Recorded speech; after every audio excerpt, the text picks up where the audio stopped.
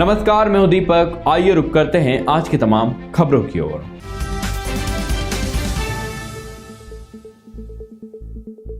कैलाश विजयवर्गीय भाजपा का वो चेहरा है जिसने मध्य प्रदेश के मालवा क्षेत्र में एक लंबे समय तक भाजपा की जड़ों को मजबूती से जमा कर रखा हुआ है। राजनीति करने का उनका अपना ही एक अनूठा स्टाइल है और इसी कारण उनकी छवि एक राजनेता की बन चुकी है। प्रदेश की राजनीति में कैलाश विजयवर्गीय ही एकमात्र ऐसा चेहरा है जो हमेशा अजय रहा। यानी कैलाश जी ने जब भी कोई चुनाव लड़ा, उन्होंने अपने प्रतिद्वंदी को चित ही किया है।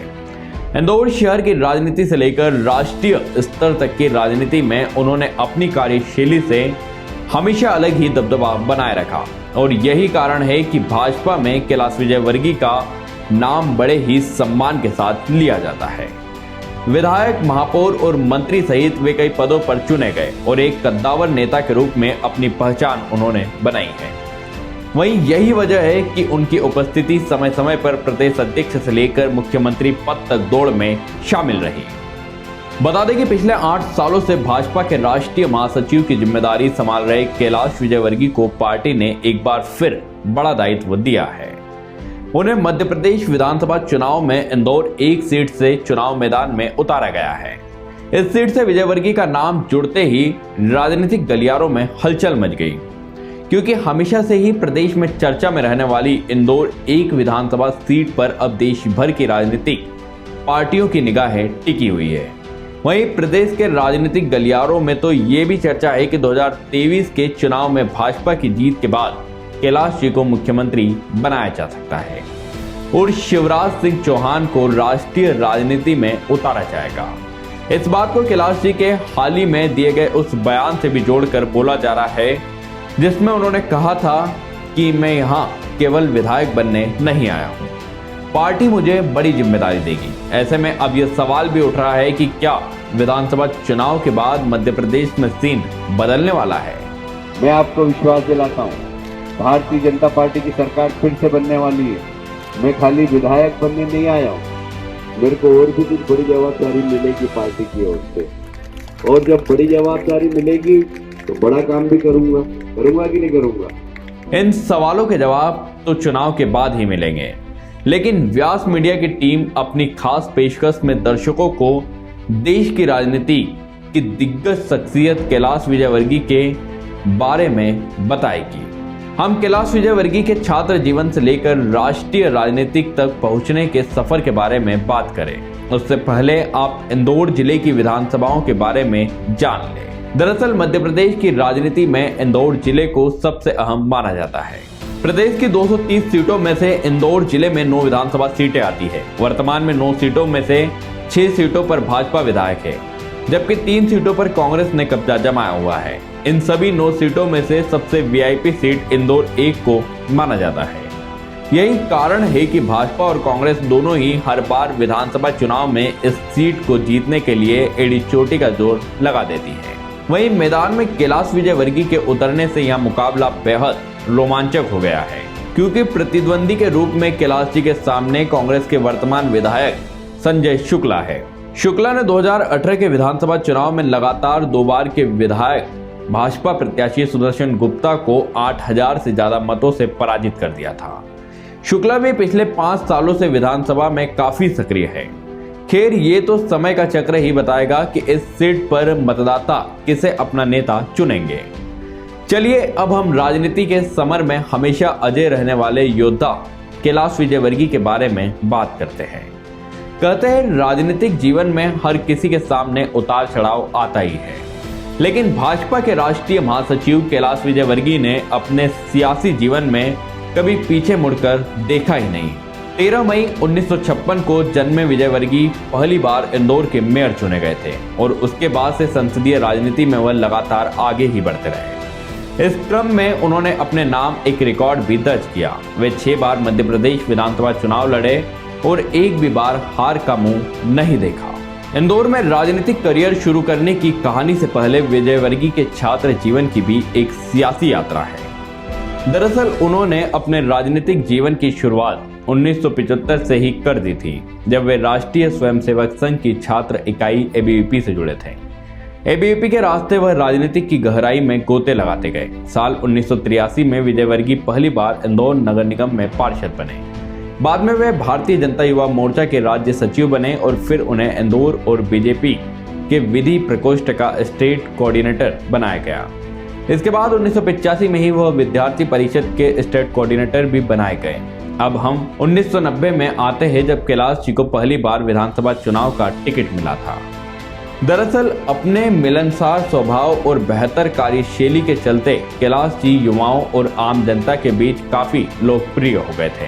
भाजपा इंदौर 4 से योग्य उम्मीदवार की तलाश कर रही थी, तब सूची में पहला नाम कैलाश जी का आया। इसके बाद वे पहली बार चुनाव मैदान में उतरे। कैलाश जी ने भी पार्टी को निराश नहीं किया और कांग्रेस के इकबाल खान को भारी मतों से हराकर पहली बार विधायक बने। इसके बाद 1993 में उन्हें दोबारा इंदौर 2 सीट से टिकट दिया गया। इस बार भी उन्होंने कांग्रेस उम्मीदवार कृपाशंकर शुक्ला को हराकर जीत का परचम लहरा दिया। इसके बाद 1998 में उन्होंने तीसरी बार इंदौर 2 से कांग्रेस प्रत्याशी डॉक्टर रेखा गांधी को भी भारी अंतर से परास्त किया। साल 2000 में वे इंदौर शहर के महापौर चुने गए। महापौर रहते हुए कैलाश विजयवर्गीय ने विकास कार्यों के जरिए शहर का नक्शा ही बदल दिया। उनके श्रेष्ठ पर्यावरण सुधारों का परिणाम स्वरूप वर्ष 2002 में इंदौर शहर को स्वच्छ नगर, हरा भरा नगर अवार्ड दिया गया। वहीं साल 2003 में वे दक्षिण एशिया महापौर परिषद के अध्यक्ष मनोनीत किए गए।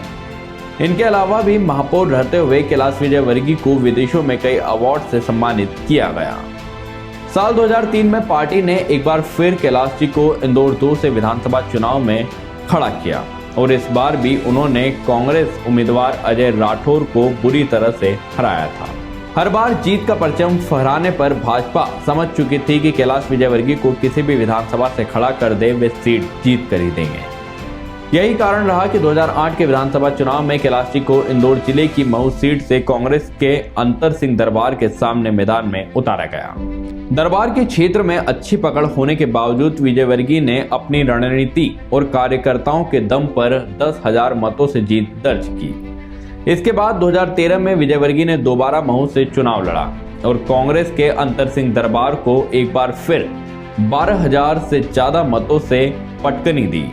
इस तरह कैलाश विजयवर्गीय ने लगातार 6 बार विधानसभा चुनाव जीतकर अजय रहने का रिकॉर्ड कायम किया। साल 2018 में कैलाश जी ने विधानसभा चुनाव लड़ने से इनकार कर दिया था। इसके बाद उनके बेटे आकाश विजयवर्गीय इंदौर 3 से उतरे और चुनाव जीते। आपको यह भी बता दें कि राष्ट्रीय राजनीति में जाने से पहले कैलाश विजयवर्गीय ने 12 साल तक मंत्री पद की जिम्मेदारी भी बखूबी निभाई। वे सबसे पहले उमा भारती, फिर बाबूलाल गौर और शिवराज सिंह चौहान के नेतृत्व वाली सरकार में कैबिनेट मंत्री बनाए गए। तेज तर्रार कार्यशैली और बेबाक बयानों से प्रदेश ही नहीं देश में सुर्खियां बटोरने वाले कैलाश विजयवर्गीय की प्रतिभा को देख भाजपा के केंद्रीय नेतृत्व ने साल 2014 में हरियाणा चुनाव का प्रचार का प्रभारी उन्हें बनाया, जहां कैलाश जी ने अपनी रणनीति चालों से विपक्ष को चारों खाने चित कर दिया और पार्टी ने भारी बहुमत से जीत दर्ज कराई। केंद्रीय नेतृत्व की इस परीक्षा में विजयवर्गीय खरे उतरे। उन्होंने साबित कर दिया कि वे सबसे योग्य है और किसी भी जिम्मेदारी को लेने के लिए पूरी तरह तैयार है। इसके बाद उन्हें पार्टी में केंद्रीय भूमिका के लिए चुना गया और 2015 में अमित शाह ने बीजेपी का राष्ट्रीय महासचिव नियुक्त कर दिया। साथ ही पश्चिम बंगाल में पार्टी का प्रभारी भी बना दिया गया, जहां बीजेपी को खोने के लिए कुछ नहीं था और हासिल करने को पूरा आसमान पड़ा हुआ था। विजयवर्गीय के नेतृत्व में पार्टी ने बंगाल में 77 सीटें जीतकर अच्छी बढ़त हासिल की और राज्य की मुख्य विपक्षी पार्टी बन गई। इसके बाद पार्टी साल 2015 से 2023 तक कैलाश विजयवर्गीय को 4 बार राष्ट्रीय महासचिव की महत्वपूर्ण जिम्मेदारी दे चुकी है। चलिए अब हम इंदौर 1 विधानसभा सीट की ओर लौटते हैं। भाजपा हर हाल में यह सीट दोबारा अपने पाले में लाना चाहती है और इसी कारण उसने अपने अजय योद्धा कैलाश विजयवर्गीय को मैदान में उतारा है। वहीं प्रतिद्वंदी के रूप में कांग्रेस विधायक संजय शुक्ला उनके सामने ताल ठोक रहे हैं। ऐसे में यहाँ कड़ी टक्कर देखने को मिलेगी। विजयवर्गीय को चुनाव लड़ने का एक लंबा अनुभव है। वे जमीनी नेता है और उनके पास कार्यकर्ताओं की बड़ी फौज है। वहीं बात करें संजय शुक्ला की तो उनके पक्ष में सबसे बड़ी बात यह है कि वर्तमान में इस सीट से विधायक है और 5 सालों से लगातार सक्रिय है। वहीं 3,48,000 मतदाता वाली इस विधानसभा में 1,78,819 पुरुष मतदाता है, जबकि 1,69,000 से अधिक महिला मतदाता है। बता दें कि विधानसभा क्रमांक 1 पर अधिकांश भाजपा का ही कब्जा रहा है। इस क्षेत्र में ब्राह्मण मतदाताओं की संख्या सबसे अधिक है। जैन समुदाय के मतदाता भी हार जीत में बड़ी भूमिका अदा करते हैं। दोनों ही प्रत्याशियों ने जीत के लिए बिसात बिछाना शुरू कर दिया है और लगातार जनसंपर्क और सभाएं कर रहे हैं। फिलहाल के लिए इतना ही। इस तरह की तमाम खबरों को देखने के लिए व्यास मीडिया को लाइक करें, शेयर करें और सब्सक्राइब करना न भूलें।